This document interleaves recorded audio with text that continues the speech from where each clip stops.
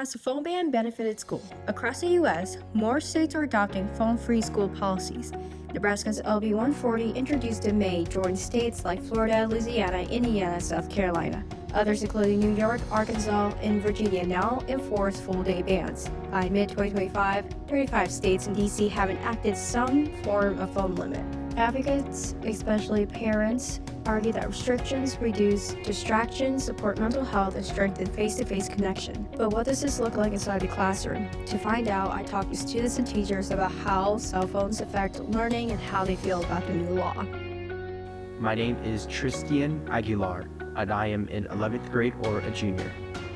The phone ban has changed my school life by making me more focused on my studies and actually not distracting me so much. The biggest challenge since the phone ban started was probably not being able to see emails that I don't usually use my iPad for, or on my grades, because I used to check my phone for my grades and I'm not able to do that anymore.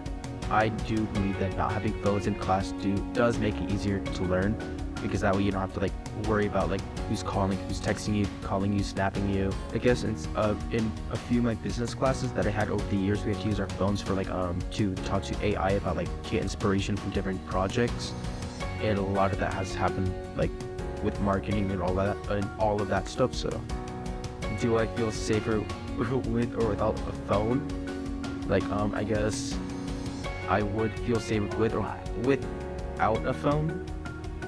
Well, not really. I would feel safer with a phone, because that way I can call people if it's an urgent thing without having to police or whatever.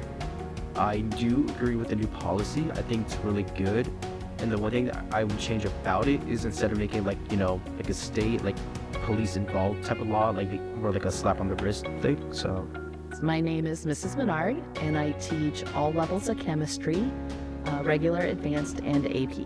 With the phone ban last year being new, kind of navigating how I was going to enforce and make sure that kids didn't have access to their phones, it's been a journey for me. This year, I decided to implement the phone pockets. So as they come in, they have an assigned pocket for their phone. Kids were trying to figure out how serious I was about it, and I was serious. So now they seem to be using it better, and it gives me a way to, if they are caught on their phone, to direct them to get it into the pocket, and then if they throw a fit, then they have to go downstairs. So I think me having a more proactive approach instead of a reactive get off your phone, I think is better this year. And I've seen a lot more, it's early, but I've seen a lot more collaboration, a lot more attempts to complete questions without the use of outside resources, which I think is better. I think they're developing skills that are going to make chemistry easier down the road. I set up learning teams, and I set up learning teams so that they have contacts outside of the four walls of my classroom. And on that day, which was early in the school year when we set those up, I told them, this is one day you can get your phone. You need to set up group texts or group emails, something. So I think just the networking part of it, teachers have to give them the opportunity to share that information so they can build that community.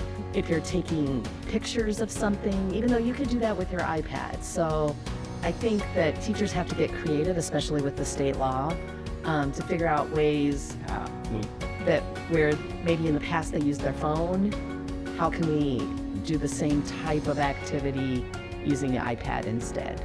I think students will reach a higher potential if they are fully engaged in what we are doing in class, and I see the phone as a big distraction. So I personally advocated for some sort of district policy because it's really hard if you're the only teacher that doesn't want kids on their phones. And we got that policy last year, which I think was great. I think we were kind of ahead of the curve because now it's state law. And so I think it is necessary. I think sometimes students have this false impression that out in the real world you can be on your phone whenever you want. Well, there are many, many jobs where you can't be on your phone whenever you want. So I think that, our main purpose is to make sure that you are becoming the smartest, brightest, most talented person you can become, and we don't want that phone to stand in the way. And I think it's a lot easier with the phone ban. So I agree with the phone ban 100%. I think teachers have to kind of hold themselves to that same standard. Like, if students can't be on the phone during that bell to bell, then teachers shouldn't be on their phone bell to bell. And I try to hold myself to that standard as well, because I should be engaged in what you're learning, not distracted by my phone either. Teachers say phones disrupt lessons, encourage cheating, and hurt focus. A 2024 survey found 2/3 of teachers believe phones harm learning, while researchers link them to lower test scores and weaker social skills.